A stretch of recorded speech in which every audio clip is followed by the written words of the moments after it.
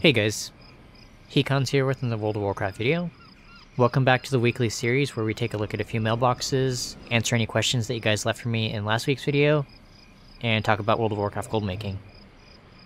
Pretty excited this week. I have a couple of mailboxes to share with you guys, and had some really solid sales, so let's get started.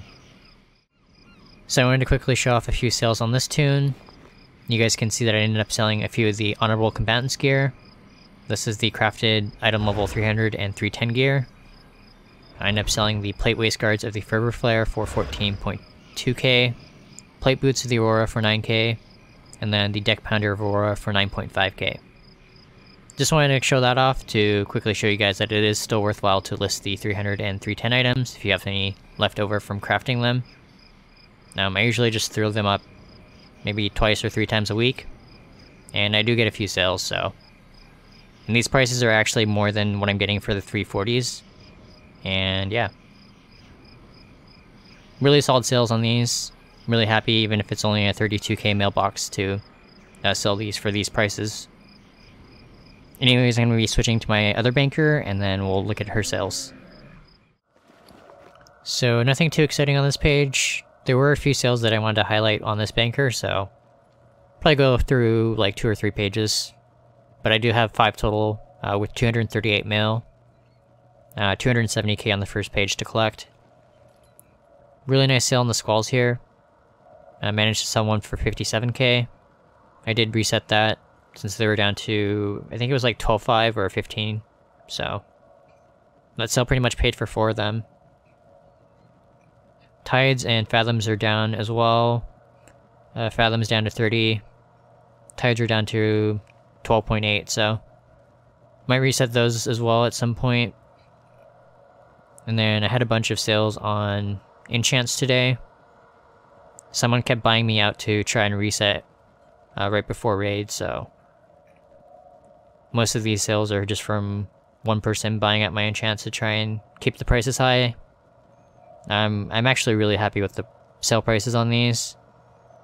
Like 4.7k for the ring enchants. Really solid. And then the weapon enchants going for like, even these like low ones at 2k or 1.9k after the auction house cut are quite profitable, so yeah. Kind of unfortunate for the guy that was trying to reset.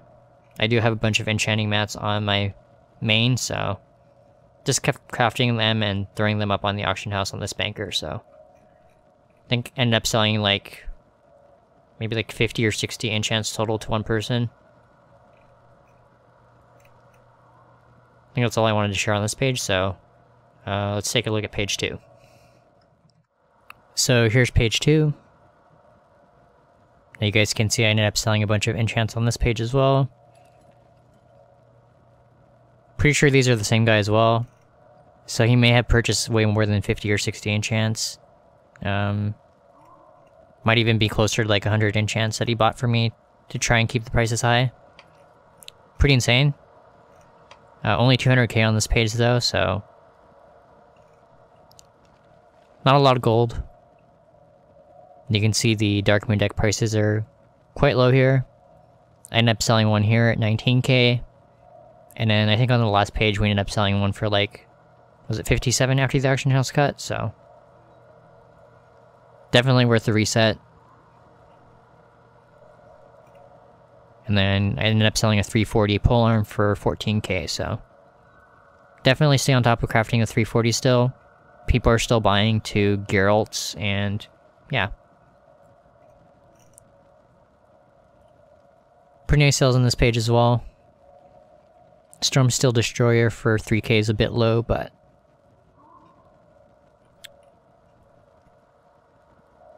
should be fine, I think. Yeah, it's like mostly just enchant sales on this page. 1 BOE at 23.4k. I think these were down to like under 10k, so just bought them out and did a quick flip. Anyways, let's take a look at page 3. So here's page 3, or the next 50 auctions. You can see I sold a bunch of squalls on this page at 19k.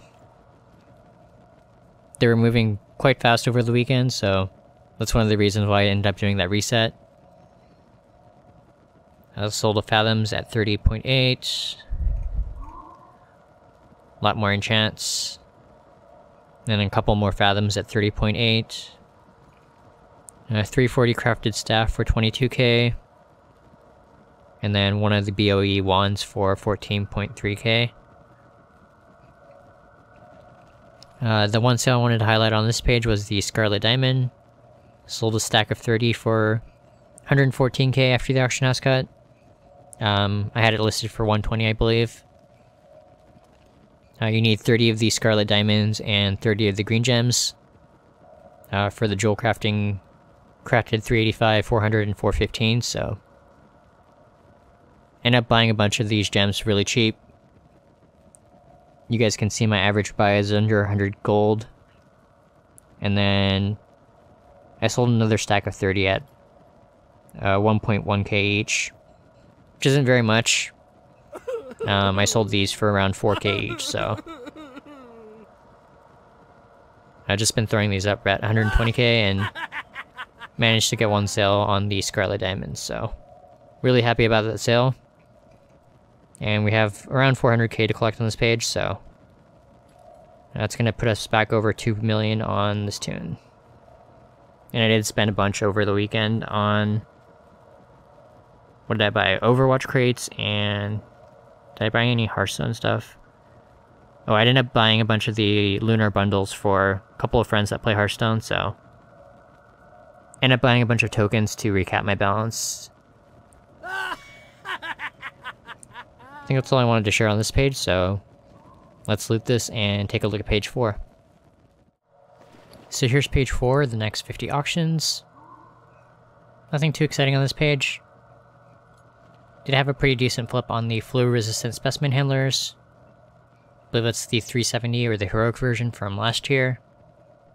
I think I bought one at 30k and managed to get 90.7k, or 90.2k for it rather.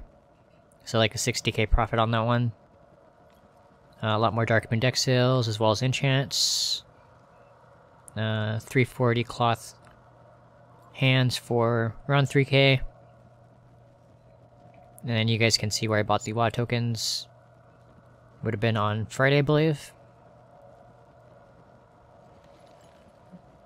Ended up buying 6 of them at 110.2k, I believe. It was like 110 and change, so... Pretty happy about that since they're back up to 112 right now. It's a little after midnight on Wednesday now, so... I think that's it for this page. Let's take a look at page 5. So here's page 5, or the last 39 auctions. Nothing too exciting on this page either. Just more crafted gear sales. Enchant sales. And a couple of Darkmoon decks.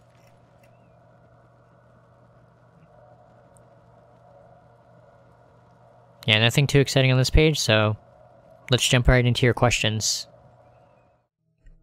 So the first question this week comes from Black Aces 1291, who asked, I'm personally on a high pop server.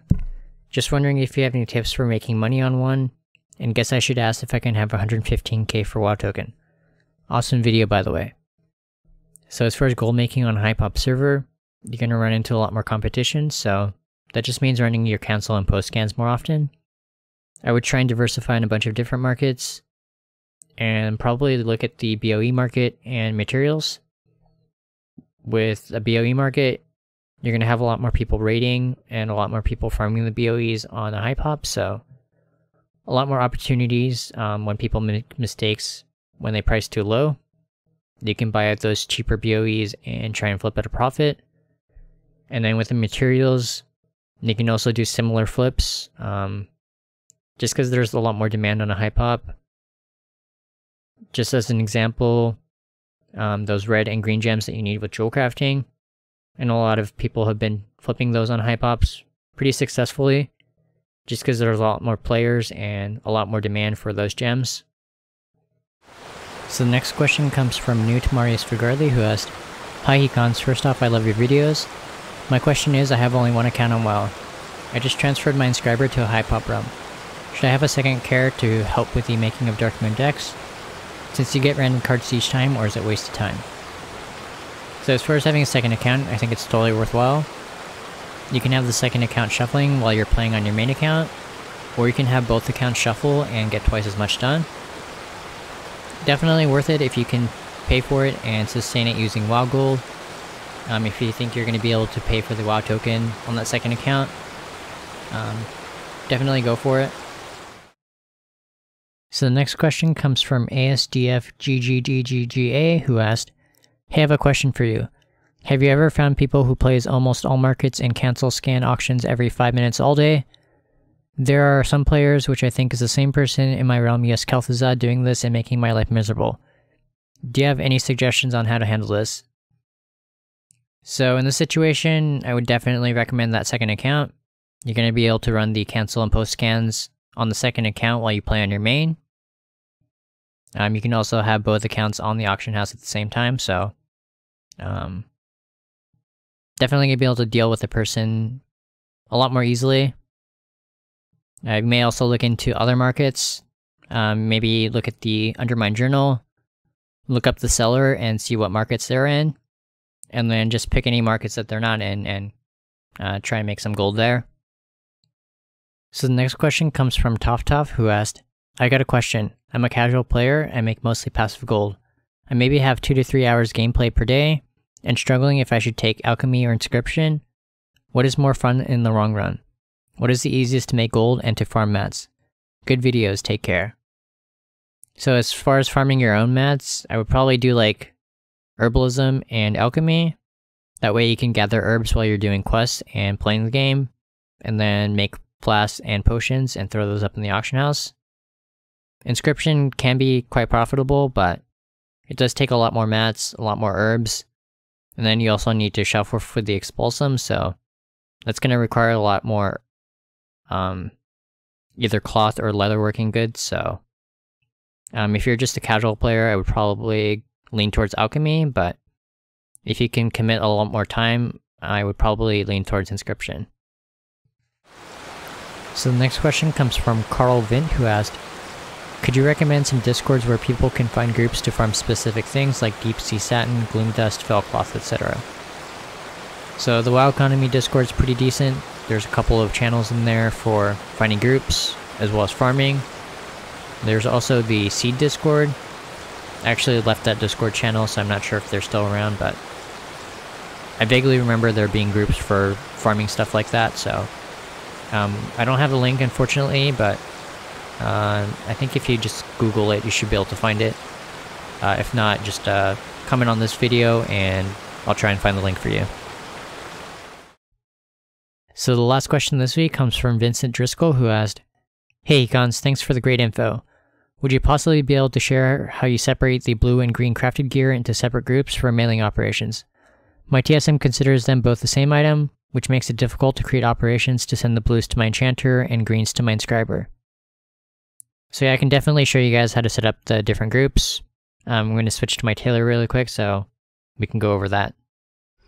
So the first thing you'll likely want to do is create a new profile to use while you're shuffling. So I'm just going to name mine Shuffle. Go into the Groups tab. Make a new group. Let's just call it Bracers.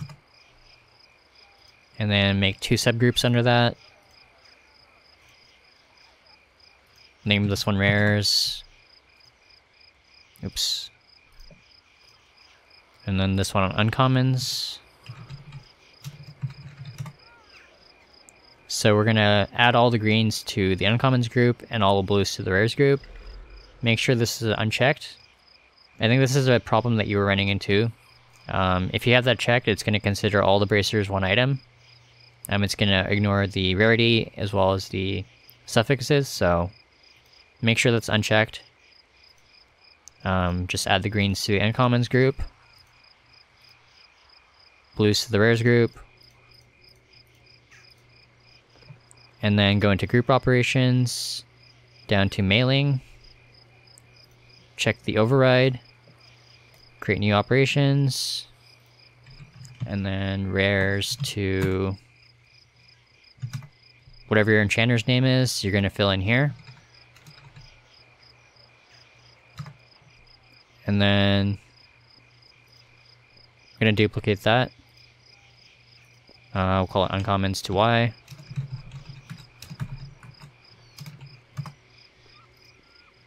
So if you want to send the greens to your scribe, you're going to put your scribe's name here. And then make sure to apply that as well to the group that we made. So if we set that up properly, it should send all the bracers to the right characters.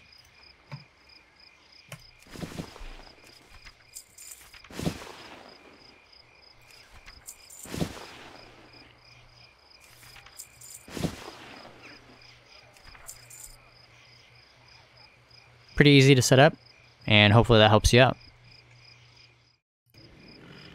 So that's going to be it for questions from last week. Remember that if you want to ask me anything, you can leave them in the comments of this video, and they may get featured in next week's video. Sorry it took me a couple extra days to get this video out, but I've been really busy, and Seattle got hit pretty hard with a snowstorm, so my apologies. Anyways, thank you very much for watching, and as always, a huge shout out to my supporters on Patreon. Hope you guys are all having a great week, and I will see you guys all in the next video. Late.